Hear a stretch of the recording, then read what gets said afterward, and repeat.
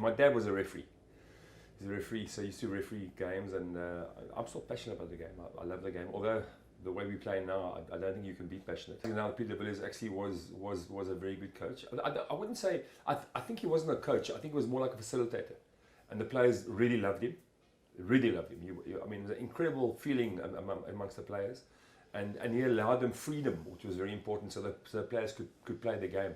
The big thing about rugby is it opens doors for you. So when it comes to business, obviously, it's so much easier. If I go to the door of an architect, which I must approach or something, he will open the door for me because he might know who I am, you know, and that's what it opens for. But no, guys like, only post 95, the guys started making money, you know, and the guys that made big money.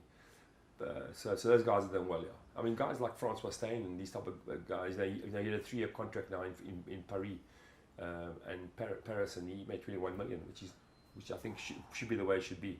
I've always been a surfer, so I mean, you know, in those days that I played rugby, I surfed. I used to play rugby, and then on the Sunday I used to get in my car and I used to go and look for surf up the coast. Myself and my wife used to drive, and I used to go and surf. So it was my passion. Probably, I was interviewed in the Sports Illustrated in 1989, and they said to me, "What's your most famous sporting occasion?"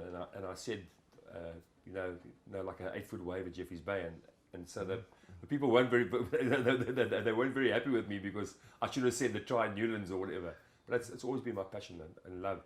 So I exposed myself to the sun too much, without a doubt. And obviously the ozone, I mean, the ozone layer is not, you know what it was in the past. And I never ever covered up. I never ever put on sun, you know.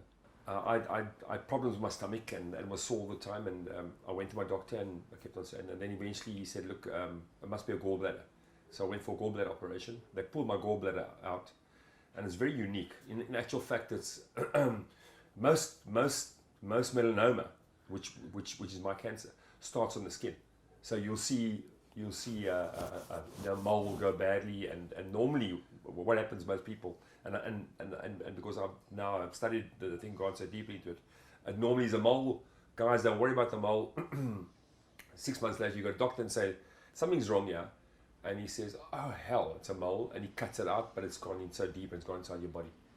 Then it's inside you, and then it metastasizes. So in other words, it runs inside you, and basically, if it's inside you, that's it.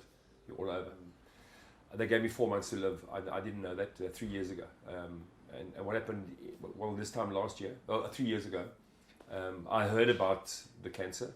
They took scans of me, and they found it being in my small intestine, my liver, in my stomach, and basically all over my sort of body. About 3 years before the time, I started. I don't know why. I was on the internet. I'm always on the internet, just reading up always and sort of looking through the internet, and I saw this article talking about turmeric and what it does, and it kills cancer and the whole situation. And I just started with my cooking. I started cooking. I love cooking now. I started using turmeric en masse, and also green tea. Not unbeknowing that these are the two main things which I've used for Rob's Choice now, turmeric and green tea. And I started using it unbeknown.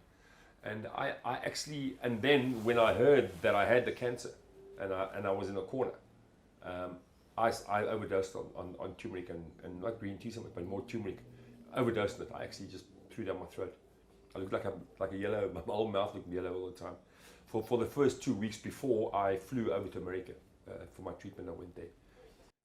Now, when you're attacked, or should say attacked by cancer, you want to read up as much as you can about your enemy. And so therefore I just googled and read up as much as I could, and got books en masse, and then approached them to bring out something to not only to help me but to help people in the future with cancer. A little project's it's taken 2.5 years to develop, but I tell people, just take it, please, because it's a natural thing, and I know that it works. I know, because it's been my ally.